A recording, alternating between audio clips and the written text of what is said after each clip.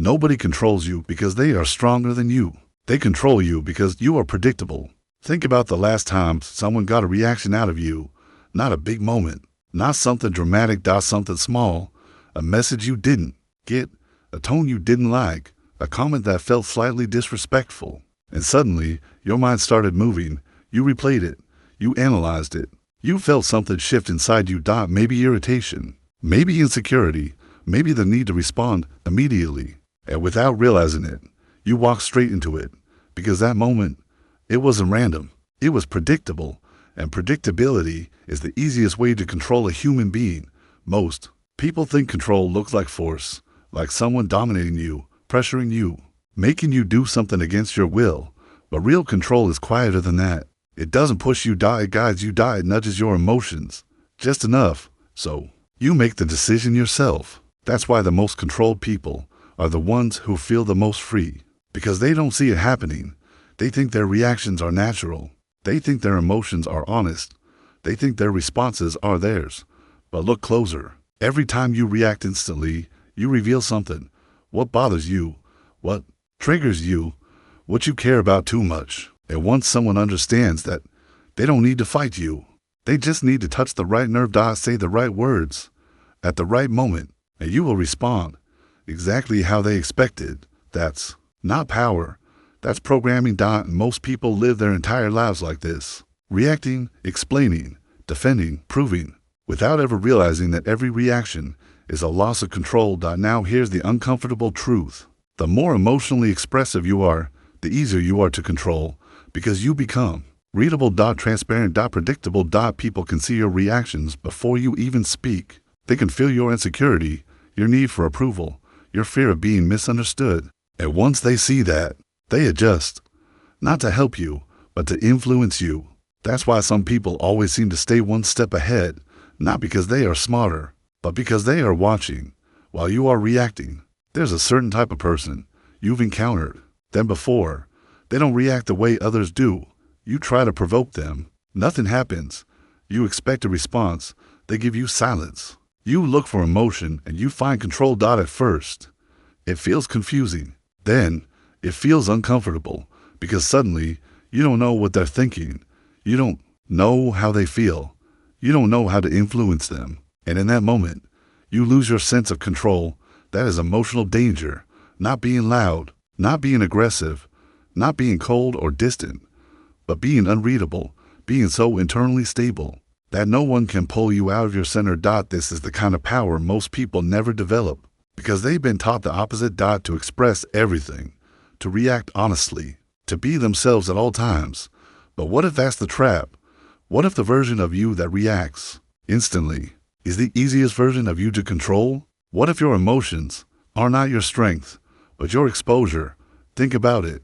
If someone knows exactly how you'll react before you react, then who's really in control? You or them? This is the part no one likes to admit.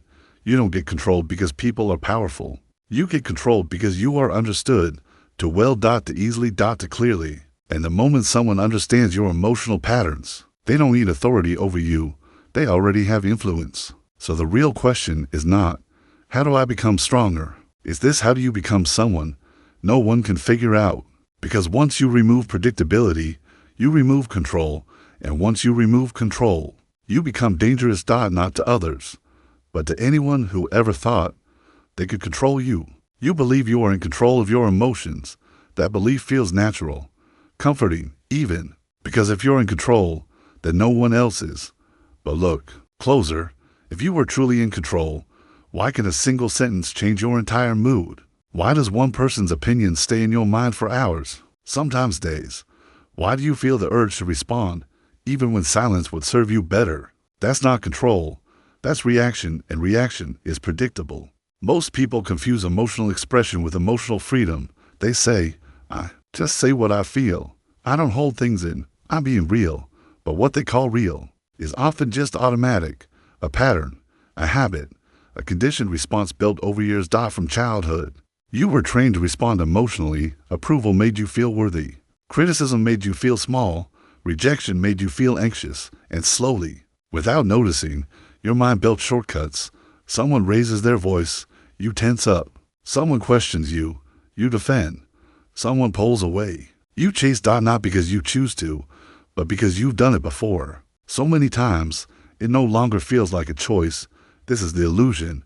You think you're acting freely, but you're repeating patterns, and patterns can be studied dot, understood dot, predicted dot, the single quotes S. Where control begins. Because once someone knows your pattern, they don't need to guess your reaction. They already know it. They know you'll explain yourself when challenged. They know you'll seek validation when ignored. They know you'll react emotionally when pressured, and that knowledge becomes power dot, not loud power, not aggressive power, but quiet, invisible control. This is why emotional control is misunderstood. People think it means suppression, holding everything inside, becoming cold, but that's not control. That's avoidance. Real control is awareness, followed by choice. You still feel everything dot, the irritation, the insecurity, the urge to respond, but you don't obey it. You don't let the emotion decide your behavior. You observe it dot, you sit with it. You let it pass through without turning it into action. That moment between feeling and reacting is where control exists, and most people never reach it because they move fast. They react before they think. They speak before they understand.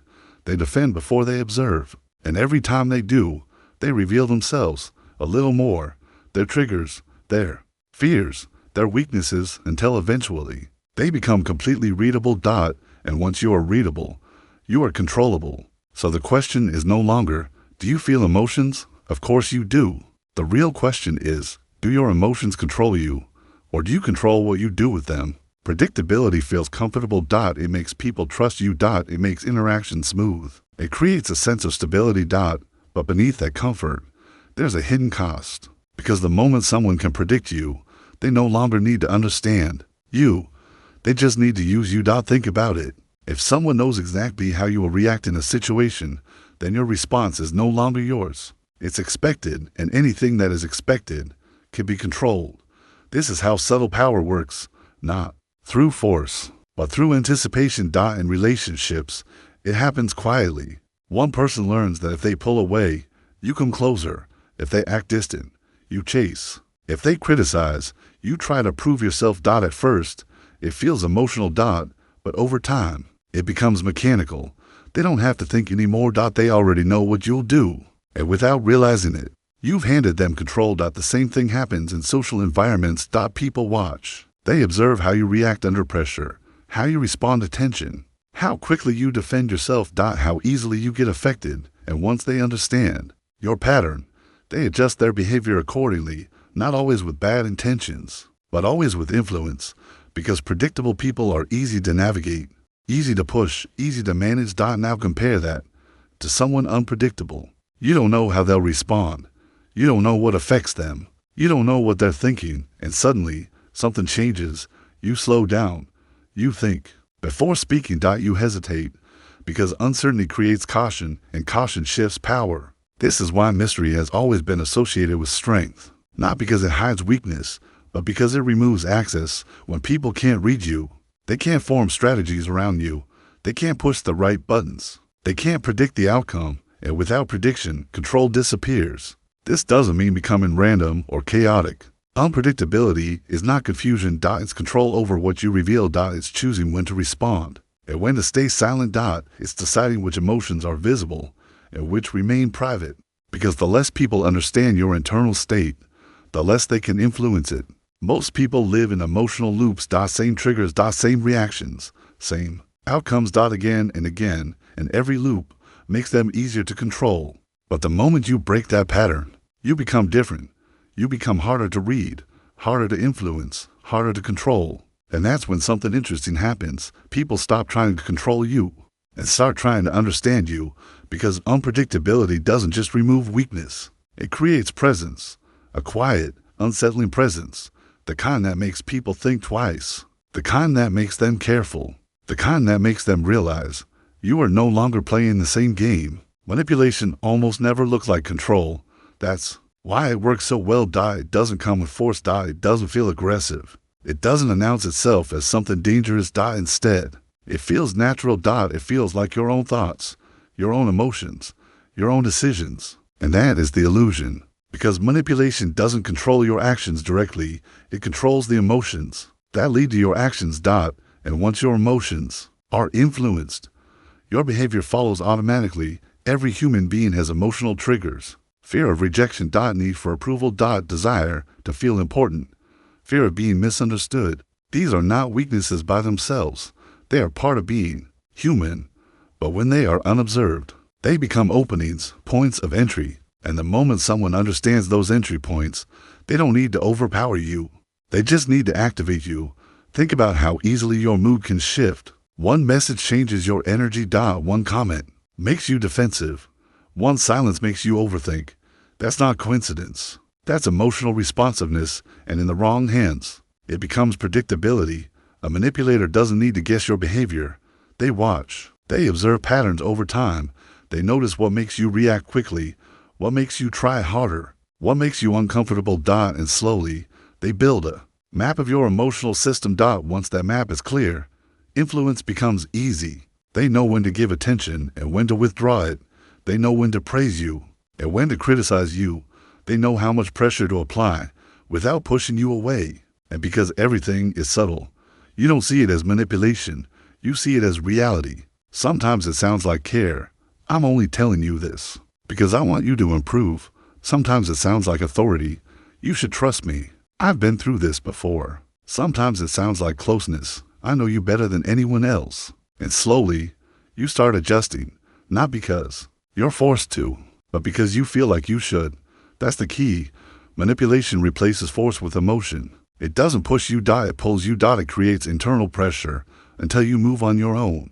And the most dangerous part, you defend it. You justify your reactions. You believe they are coming from you.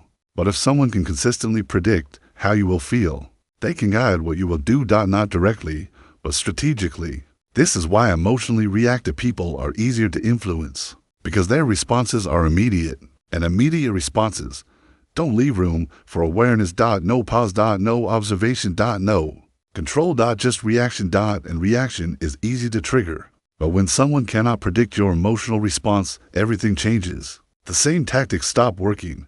The same triggers lose their power, because now there's resistance. Not loud resistance, but quiet awareness. You feel the trigger, but you don't follow it. You notice the pattern, but you don't repeat it. And suddenly, the manipulation loses its effect because it no longer has access. This is why the most controlled people are often the least aware. They don't see the patterns. They don't question their reactions. They don't realize how easily they are influenced until they step back and recognize the truth. You are not controlled because someone is powerful. You are controlled because your emotional patterns are visible, consistent, and easy to activate. But the moment you understand those patterns, you take that power back. Silently. Completely. And permanently. There's a moment so small that most people never notice it. A space between what you feel and what you do next. That space decides everything. But for most people, it doesn't exist.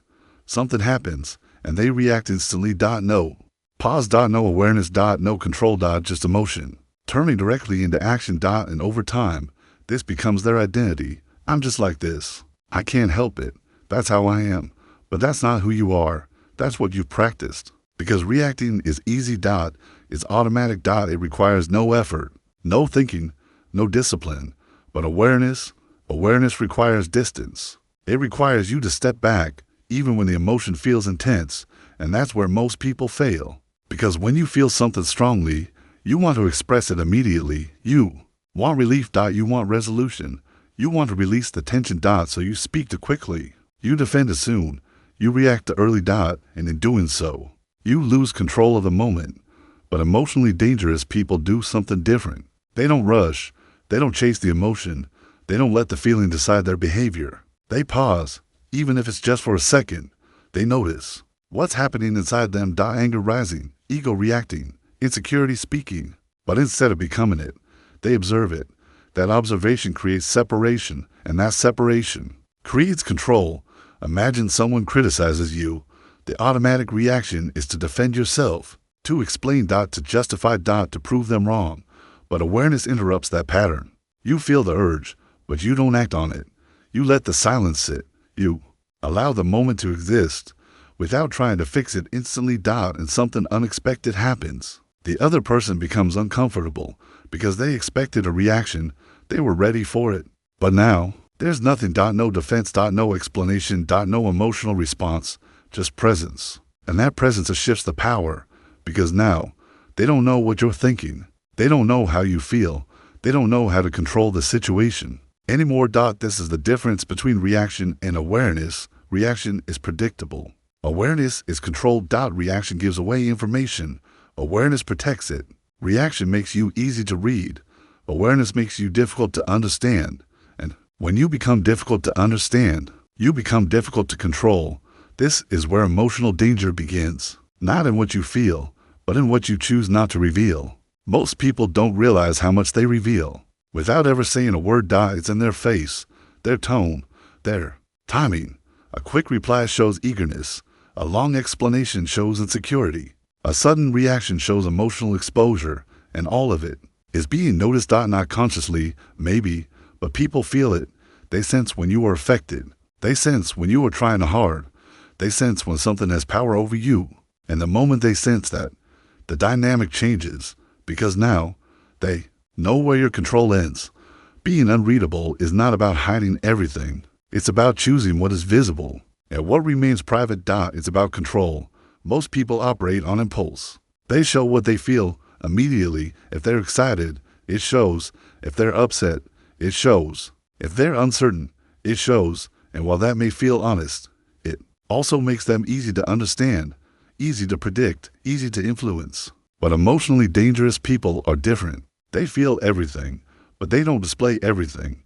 They let emotions pass internally. Without turning them into external signals, their face stays neutral, their tone stays steady, their reactions stay controlled, not because they're cold, but because they're aware. And that awareness gives them choice. In conversations, they don't rush to fill silence. They let it stretch. They let the other person speak more, reveal more, expose more. In arguments, they don't escalate. They stay calm. They respond slowly. And that calmness creates pressure, because the other person expects resistance, but finds composure instead. In negotiations, they don't reveal urgency. They don't show need. And because of that, they hold leverage, because the moment you show need, you lose control.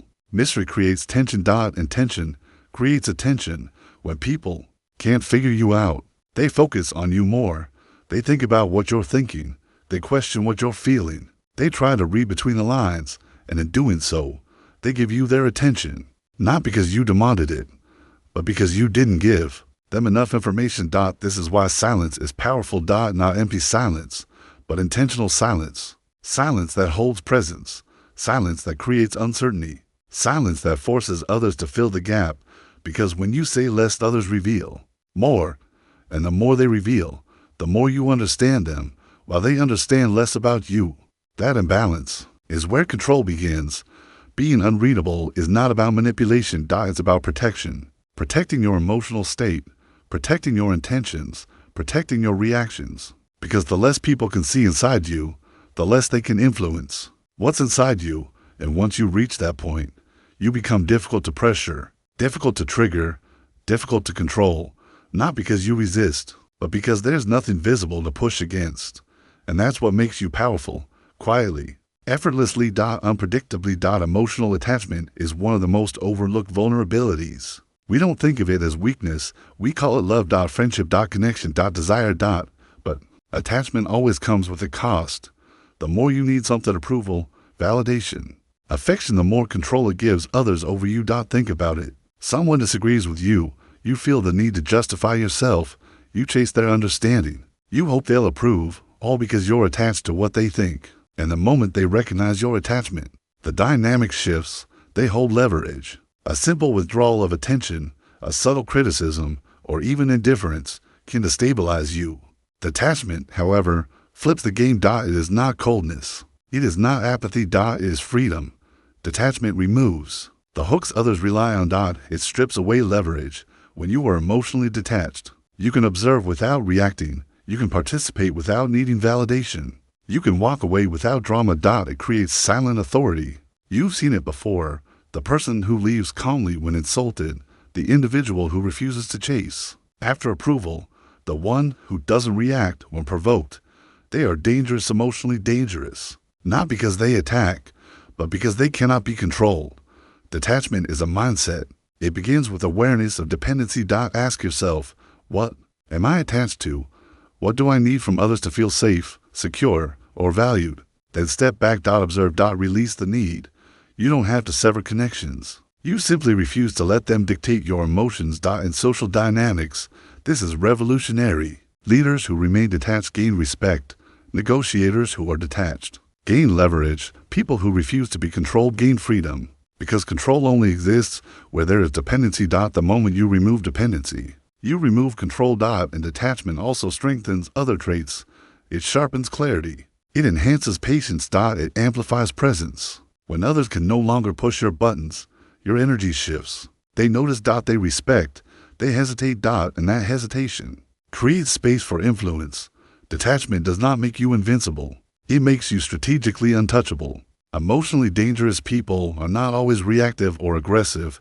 They are calm, centered, and free. And in a world that constantly tries to manipulate your feelings, that calm, untouchable presence becomes a weapon, because the most dangerous person is not the one who fights back. It is the one who cannot be moved.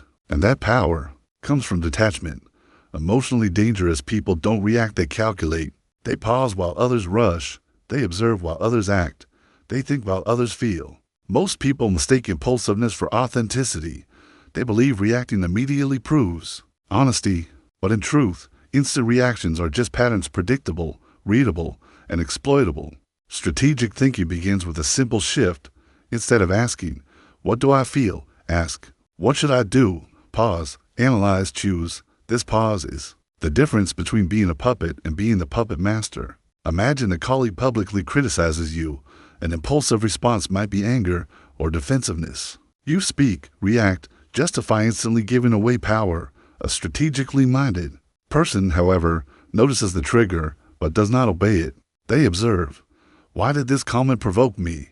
What is the underlying intention? And how can I respond in a way that serves my position? Every decision becomes intentional. Every response becomes a tool, not a reflex, not a reaction. This approach is not about suppressing emotions, it's about redirecting them. Frustration becomes analysis. Impatience becomes observation. Fear becomes strategy.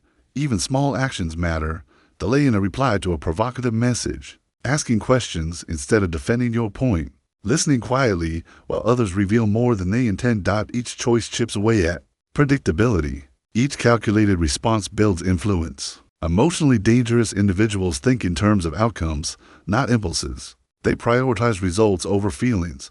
They measure timing, tone, and effect. They understand that people respond to perception as much as reality, and in doing so, they gain invisible authority. Because when others cannot provoke a reaction, they lose leverage. When they cannot predict your next move, they hesitate, and hesitation is power. This mindset transforms ordinary interactions into strategic encounters. It doesn't make life cold, it makes life controlled. By mastering strategic thinking over emotional reaction, you shift from being prey to being predator. You don't have to dominate through aggression.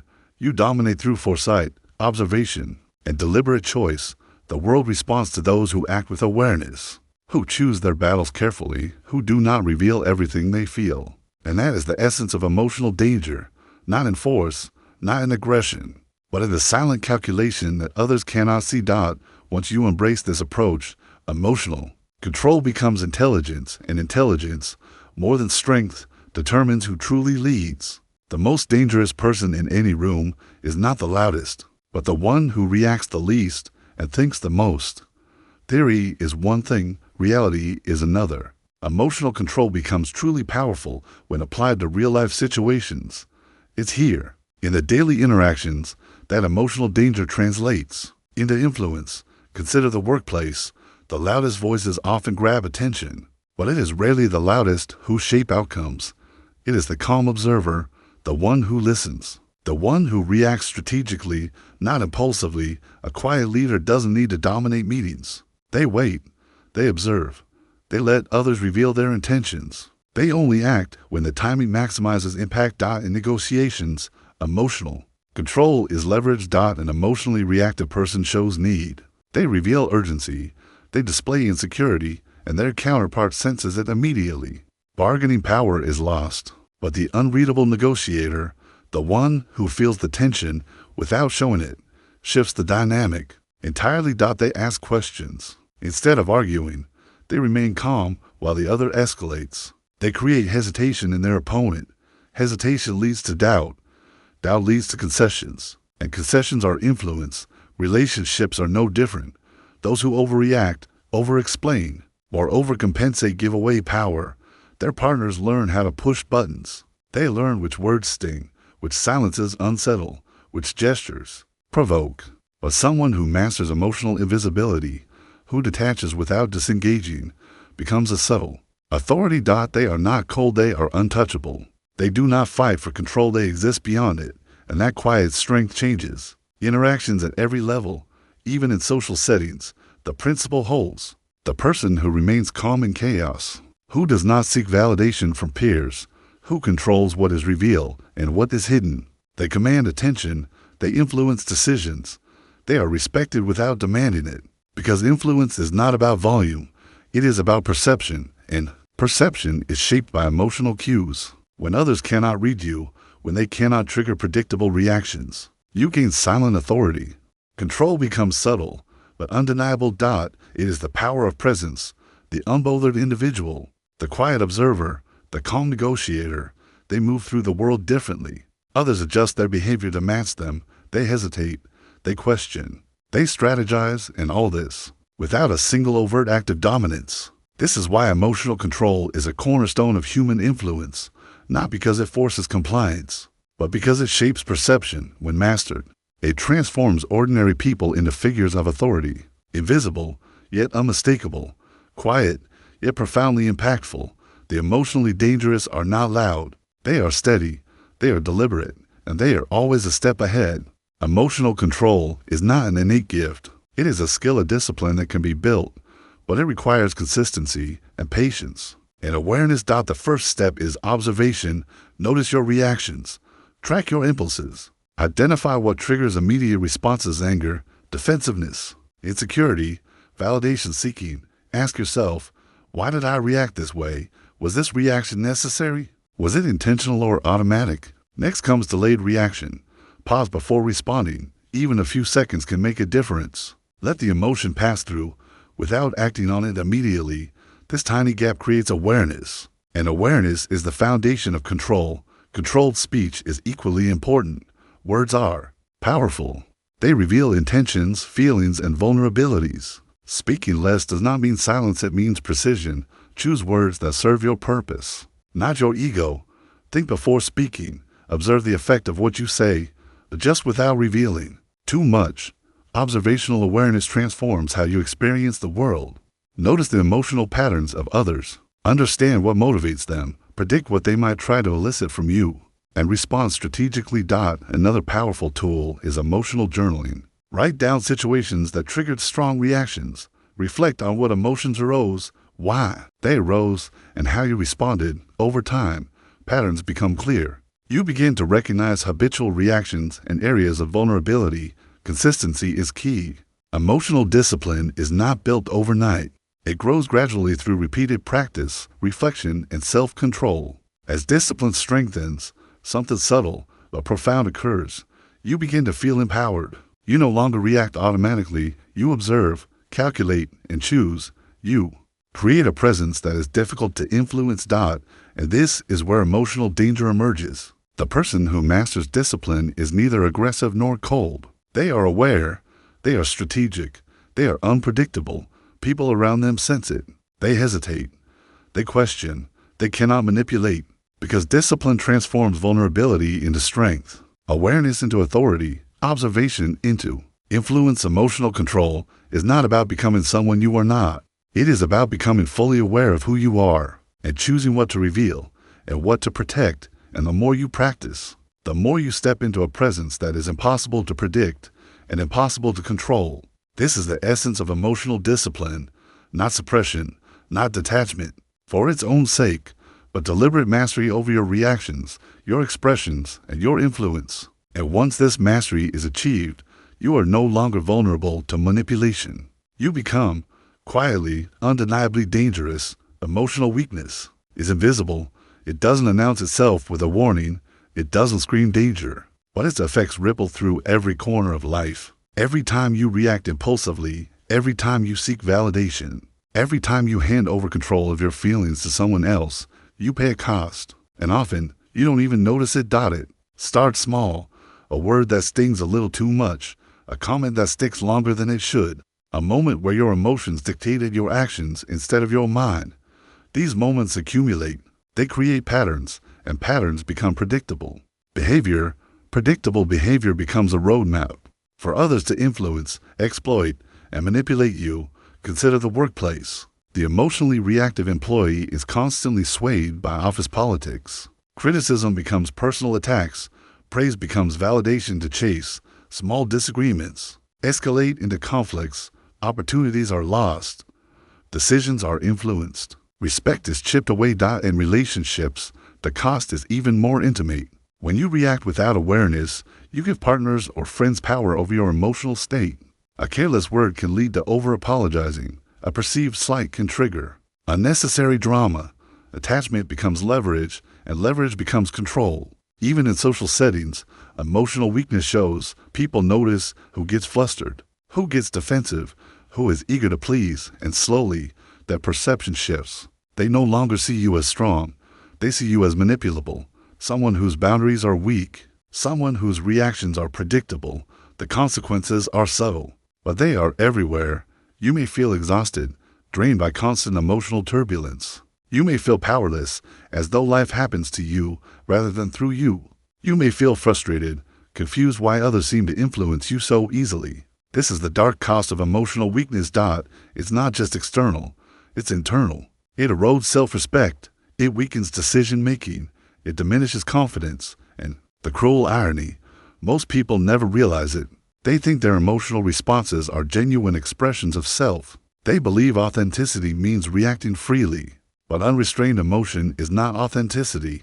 It's vulnerability, it's exposure, and it's currency for those who understand the patterns. Now, imagine the alternative. Imagine controlling your emotional state, choosing when to react and when to observe, knowing your triggers and not letting them dictate your behavior.